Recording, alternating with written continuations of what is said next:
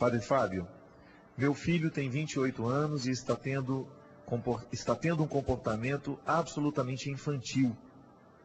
Parece que está voltando para a adolescência. O que nós podemos fazer para ajudá-lo? Esse é um problema sério no mundo de hoje, viu? O prolongamento da adolescência. O que é a adolescência? É justamente, qual que é a grande característica da adolescência? A mutação. Não sou mais a criança que eu era, mas também ainda não sou o adulto que eu vou ser. Aí, nesse processo de transição da criança para o adulto, eu passo pela adolescência. Por isso que tem todo aquele desequilíbrio hormonal, a gente fica com a cara cheia de espinha, a voz morta, não é assim? As meninas começam a ficar mocinhas, tudo está diferente. E fica trancado dentro do quarto o dia inteiro, aborrecido, né? Quer falar com ninguém. Adolescente é tudo revoltado na maioria das vezes, né? Gosta de contestar. Nada do que você gosta ele vai gostar também. Tudo ele vai se opor. É um processo natural, gente. Não sabe quem ele é. Ele está modificado. E ele ainda não conseguiu saber quem ele é. Veja bem, essa fase é a fase da instabilidade. Ele amanhece querendo ser médico, ele vai dormir querendo ser aviador, ele amanhece no outro dia querendo ser advogado, vai dormir sendo contabilista e assim vai, não é verdade? Você que tem filho adolescente, cada hora quer uma coisa. Passa por tudo. E felizmente essa fase passa. Porque se não passasse, ninguém iria casar, ninguém iria amar para a vida inteira, ninguém iria ter uma profissão, ninguém iria se dedicar do início até o fim num processo, de uma situação, ia viver a instabilidade, ia ficar nessa moleza que é própria dessa transição. O adolescente não tem culpa dele estar nesta mudança. São os hormônios, gente. Quem manda em nós são os hormônios. Para você ficar feliz, você produz hormônio. Para você ficar bravo, você tem um hormônio que te faz ficar bravo. Para você crescer, você tem um hormônio que te faz crescer. Para você dormir, você tem um hormônio que te faz dormir. Para acordar, tem hormônio que faz acordar. A vida é hormônio o tempo todo, sendo descarregado. Por isso que a gente tem que comer de 3 em 3 horas, você sabia disso? Para emagrecer. Se a gente tem uma regularidade na alimentação, olha que coisa fantástica. A regularidade da alimentação de 3 em 3 horas faz com que a descarga hormonal que acontece nesse intervalo de tempo, ela possa agir favorável a você. O adolescente, ele tem toda essa desordem. Tudo isso está desordenado dentro dele. Então ele não consegue ser estável. Ele não consegue manter uma decisão até o fim.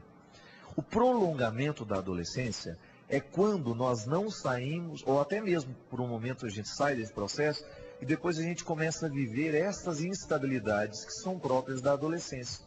Aí você tem homem de 40, de 50, de 60, não importa a idade, mulheres que estão voltando à adolescência, porque justamente o mundo nos infantiliza demais.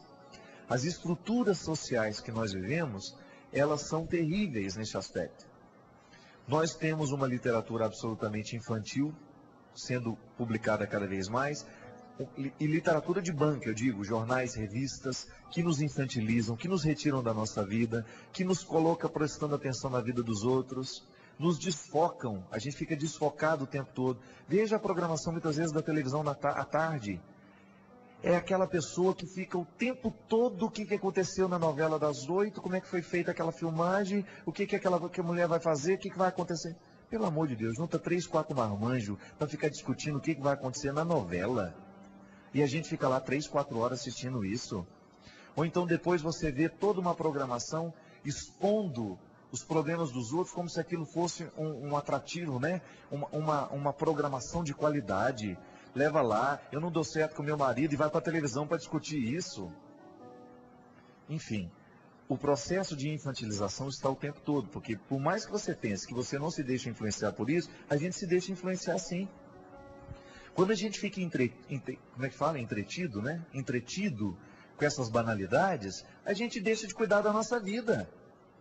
Infantilidade, esse processo da adolescência prolongada, é a gente justamente não querer a responsabilidade da vida.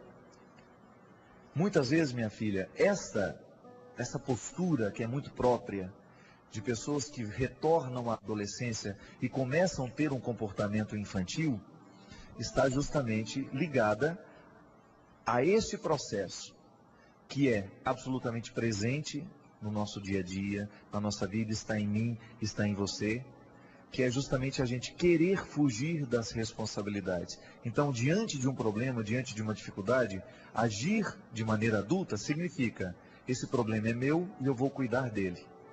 Agir de forma irresponsável, adolescente, infantil, sei lá, é você dizer: eu não tenho nada com isso, eu não vou fazer nada, deixa assim mesmo, tá ótimo. Não, é aquela velha história: eu não estou nem aí.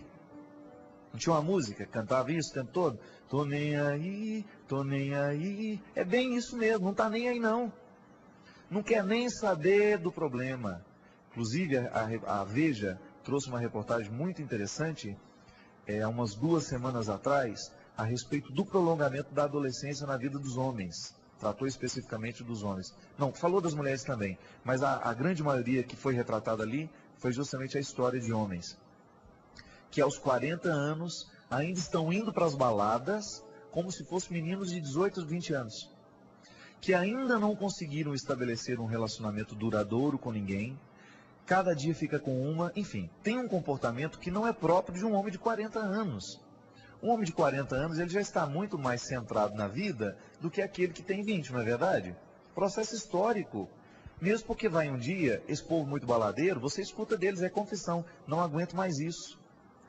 Isso é fase passageira, isso é temporário na nossa vida. Você muda o seu jeito de se divertir. No início você gosta daquela balada barulhenta, daquela montoeira de gente. Depois você começa a perceber que você já está preferindo um barzinho, onde você pode conversar melhor com seus amigos. Até o dia que você vai para uma gafieira. Logo que você chegou na gafieira, meu amigo, você já cruzou o Cabo da Boa Esperança. Gosta de bolero, né? Tango. Enfim, é a fase da vida. São os processos que a gente vai vivendo que vão diferenciando justamente, vão mostrando que nós não somos mais aquelas mesmas pessoas de antes.